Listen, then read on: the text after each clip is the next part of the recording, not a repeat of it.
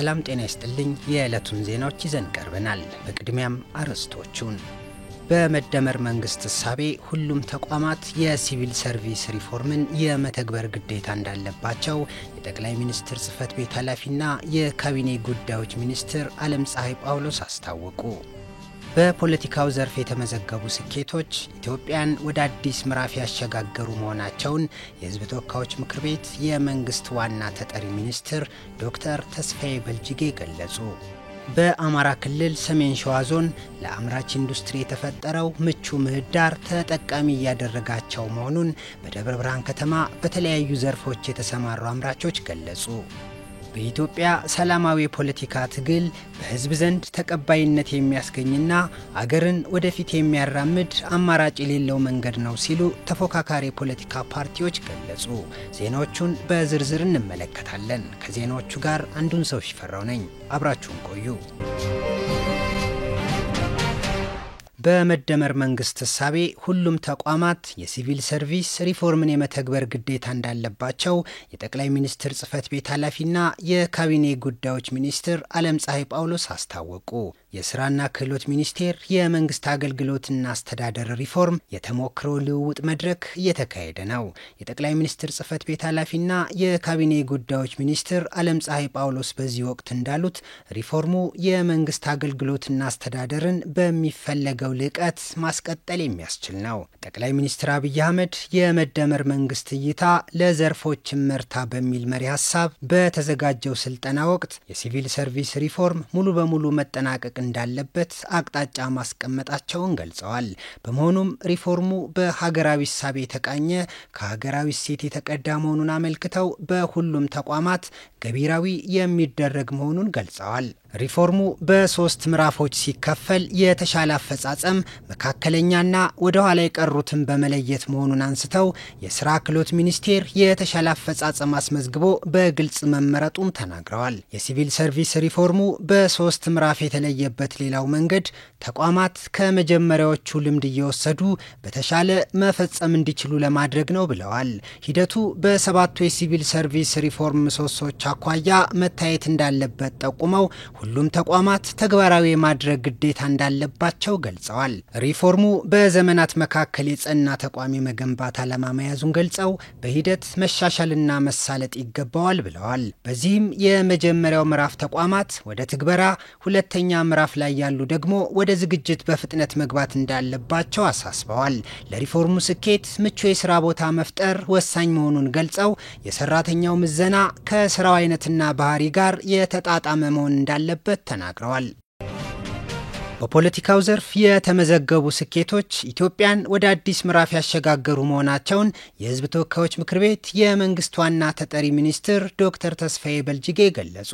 በኢትዮጵያ ባለፉት የለውጥ ዓመታት በሁሉም መስክ የተመዘገቡ ስኬቶች ኢትዮጵያን የብልጽግና ተምሳሌት ለማድረግ የተጀመረው ጉዞ ማሳያ መሆናቸውንም ጠቅሰዋል። የሕዝብ ተወካዮች ምክር ቤት የመንግስት ዋና ተጠሪ ሚኒስትር ዶክተር ተስፋዬ በልጅጌ እንደገለጹት ባለፉት የለውጥ ዓመታት በፖለቲካው ዘርፍ የተመዘገቡ ስኬቶች ኢትዮጵያን ወደ አዲስ ምዕራፍ ያሸጋገሩ መሆናቸውን ገልጸዋል። የጠላትና የወዳጅ ሆኖ የቆየውን የፖለቲካ ሂደት ለመቀየር የተወሰዱ ታሪካዊ እርምጃዎች መሆናቸውን ተናግረዋል። በፖለቲካው መስክ የነበረውን አግላይነት በማስቀረት ሁሉንም አሳታፊ በማድረግ እየተከናወኑ ያሉ የዲሞክራሲ ስርዓት ግንባታ ስራዎች መኖራቸውንም ገልጸዋል። ለአብነትም ከ6ኛው ሀገራዊ ምርጫ በኋላ በመንግስት ምስረታ ሂደት ተፎካካሪ ፖለቲካ ፓርቲ አባላትን በካቢኔ ውስጥ በማሳተፍ ለሀገር እድገት በጋራ እንዲሰሩ መደረጉን ተናግረዋል። ይህም በሀገር ደረጃ የመግባባት ዲሞክራሲን ለመገንባት የተጀመረው ሂደት በተግባር የተገለጸበት መሆኑን ጠቁመው የተለያዩ አመለካከቶች የያዙ የኢትዮጵያ ልጆች በሀገራቸው ጉዳይ በጋራ መስራት እንደሚችሉም ማሳያ ነው ብለዋል። ይህ ሂደትም ኢትዮጵያዊ መልክ ያለው ዲሞክራሲና ኢትዮጵያዊ መግባባት ላይ የተመሰረተ ዲሞክራሲ ለመገንባት የተጀመረው አካል መሆኑንም ጠቁመዋል። በኢትዮጵያ ብሔራዊ መግባባት ለመፍጠር ታስቦ የተቋቋመው ሀገራዊ ምክክር ኮሚሽን በፖለቲካው ዘርፍ እየተገኙ ከሚገኙ ስኬቶች መካከል ተጠቃሽ መሆናቸውን ገልጸዋል። ግጭቶችን በሰላማዊ መንገድ ብቻ ለመፍታት አቅጣጫ በማስቀመጥ ተግባር ላይ መሆኑም ሌላኛው በፖለቲካው ዘርፍ ያለ ስኬት መሆኑን ጠቁመው የፕሪቶሪያ ስምምነትንም ለአብነት ጠቅሰዋል። ትጥቅ ያነገቡ ቡድኖች ሰላማዊ ፖለቲካን እንዲያራምዱ በሩ ክፍት መደረጉም የፖለቲካ ባህል እየተቀየረ ለመሆኑ ሌላኛው ማሳያ ነው ብለዋል።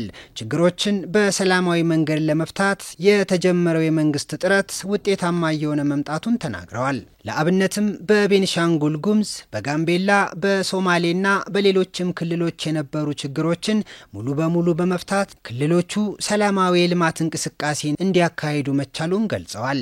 በኦሮሚያ ክልል ከበርካታ የታጠቁ አካላት ጋር በመነጋገር ወደ ሰላማዊ መንገድ እንዲመጡ መደረጉን ጠቁመው በአማራ ክልልም የሰላም በር ተከፍቶ ችግሮችን ለመፍታት እየተሰራ መሆኑንም ተናግረዋል። በለውጡ ሂደት በሁሉም መስክ የተመዘገቡ ውጤቶችን ለማስቀጠል መንግስት በላቀ ብቃትና ቁርጠኝነት እየሰራ መሆኑንም ጠቅሰዋል።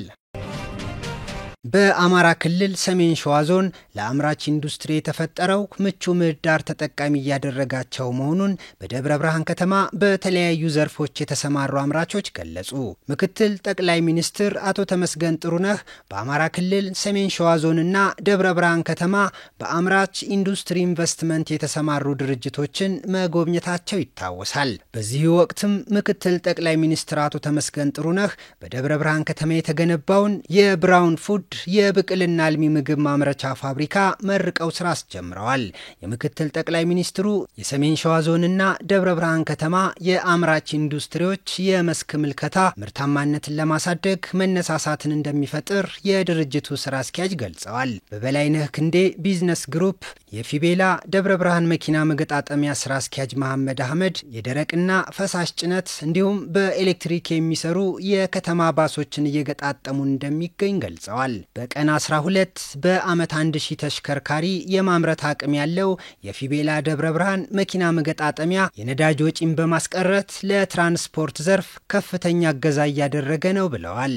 የዴዴቦ ቦትል ፋብሪካ ስራ አስኪያጅ ደሳለኝ ፈንታ ብርጭቆ፣ የምግብ ማሸጊያ ጃር፣ የለስላሳና የቢራ ጠርሙሶችን ለማምረት በዝግጅት ላይ መሆናቸውን አስታውቀዋል።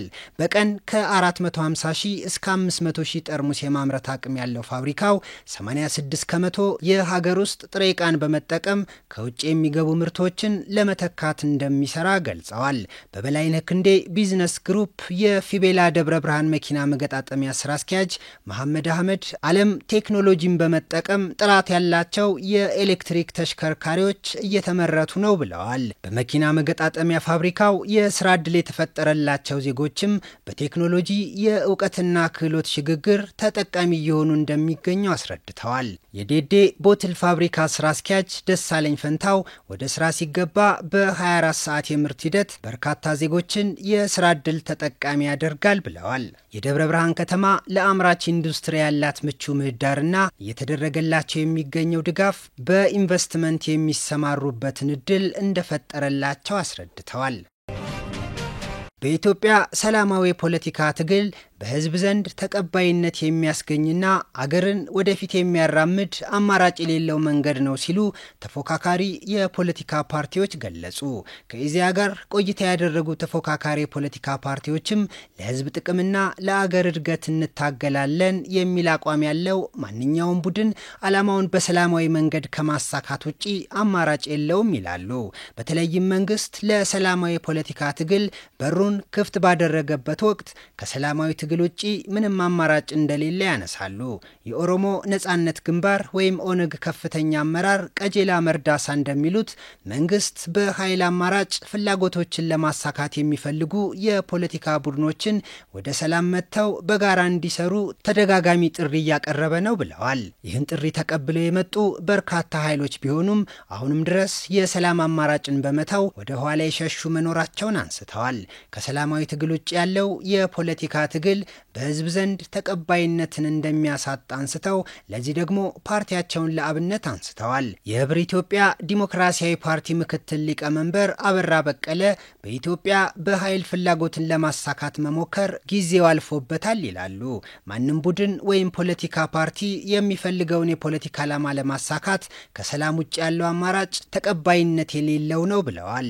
የቦሮ ዲሞክራሲያዊ ፓርቲ የውጭና ዓለም አቀፍ ግንኙነት ዘርፍ ኃላፊ መብራቱ አለሙ በበኩላቸው የሀገርን ሰላም ማረጋገጥ ለአንድ አካል የሚተው አለመሆኑን ያነሳሉ።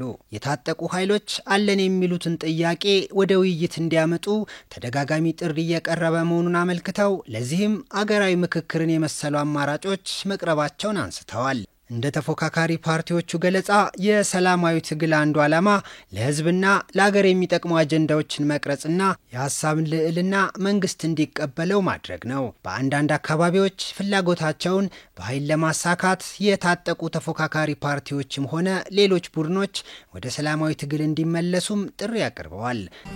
ዜናው አበቃ። ሰላም ቆዩን።